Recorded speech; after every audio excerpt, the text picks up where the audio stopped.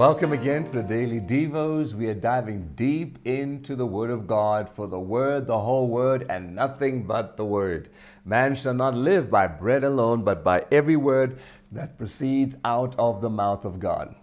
We're now in Ephesians chapter 4, and we are looking at verse 5.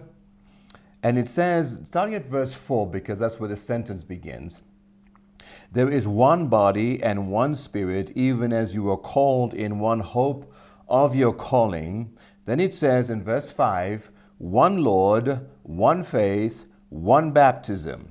And then it goes on to say, one God and Father of all, who is above all and through all and in you all. So Paul is emphasizing the unity of the body of Christ, and that you and I, as born-again believers, are members of a corporate body.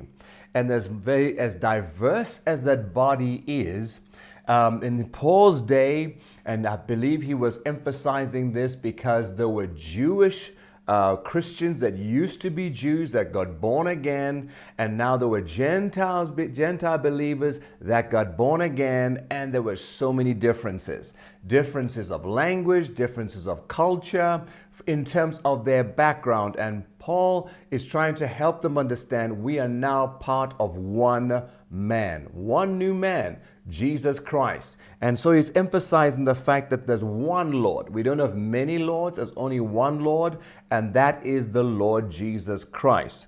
There is one faith, and that faith is in the Lord Jesus Christ. There's only one faith. It's in Christ. And then he says there's one baptism. That baptism is into Christ. Glory to God. So we're baptized into Him. What is common is Christ. Praise the Lord. He is our one Lord. He is our one faith. Our faith is in Him, and He is our one baptism. We have been baptized or made one with Him, immersed into Him. Glory to God. One God. That is the God of our Lord Jesus Christ. There are not many gods. There are many cultures, there are many styles, there are many even denominations, maybe different doctrinal persuasions.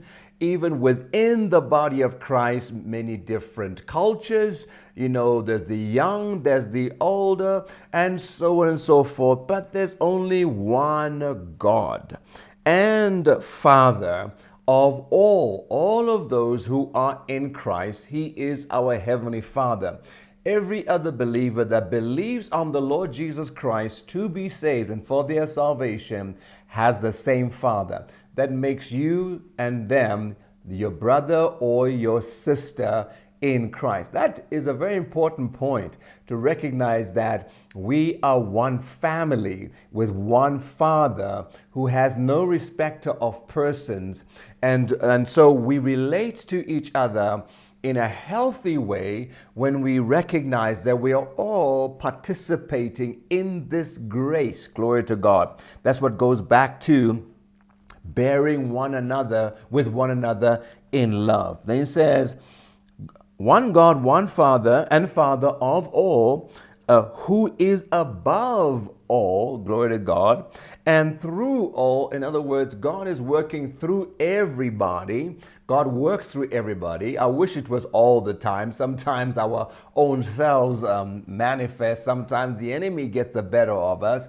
But God is working through all of us, and God can manifest Himself through all and every believer, and is in you all. Glory to God. So now he's talking about our union with God, that we have been made one with God, reconciled to God. Praise the Lord.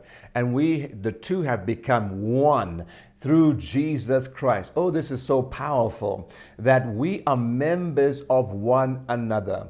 And therefore, we do not fight and attack one another. We can encourage one another. We can communicate. We can even disagree. But we are on the same side, praise the Lord. And God has put us all into one body. And He lives in all His body, praise the Lord. And so no one is better than the other. No one is superior or inferior to the other. So long as we are in Christ, praise the Lord, we are valuable. I want you to know that you are valuable to the body of Christ.